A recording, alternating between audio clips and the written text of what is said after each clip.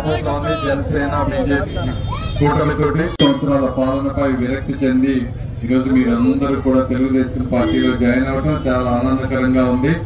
ఈ ప్రాంతంలో 10 సంవత్సరాల నుంచి ఒక ఎమ్మెల్యే ఉన్నారు, చూస్తా ఉన్నాం ఏ విధమైన డెవలప్మెంట్ ఉందనేది. చాలా ప్లేసుల్లో రోడ్లు లేవు, తాగటానికి నీళ్లు లేవు, అదేవిధంగా డ్రైనేజ్ సమస్య. చాలా మందికి 20-30 సంవత్సరాల నుంచి ఉంటున్నా కూడా ఇళ్లలో పట్టాలు లేవు.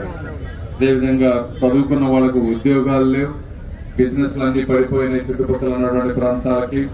ఇలా ఎన్నో సమస్యల వలయంలో అందరూ చిక్కుకొని ఉన్నారు. తెలుగుదేశం పార్టీ రావడంతో తప్పనిసరిగా అభివృద్ధి వైపు వెళ్తాం.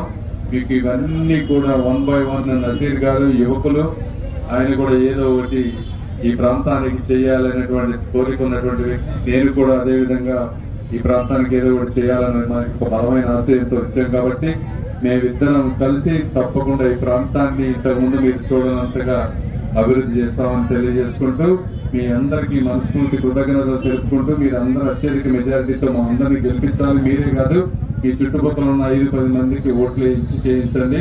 ఇంకొకటి, జగన్మోహన్ రెడ్డి గారు ఎక్కడన్నా మీకు స్థలాలు ఇచ్చుంటే వాటిలో ఇల్లు కట్టించే బాధ్యత, లేకపోతే స్థలాలు లేకపోతే కొత్త స్థలాలు కానీ టిట్కో ఇళ్లు కానీ ఏదో ఒకటి ప్రతి పేదవాళ్ళకి ఇల్లు ఇచ్చే విధంగా మాత్రం తప్పనిసరిగా మేమిద్దరం కలిసి ప్రయత్నిస్తాం. Thank you.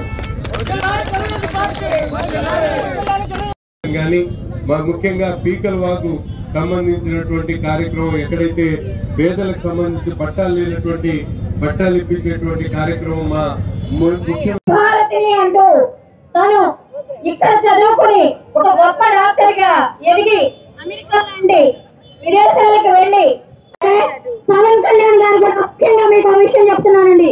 BJP, Janasena, TDP ఉమ్మడి అభ్యర్థులుగా నజీర్ గారిని, పెమ్మసాని గారిని ఖచ్చితంగా మనం గెలిపించుకోవాలి.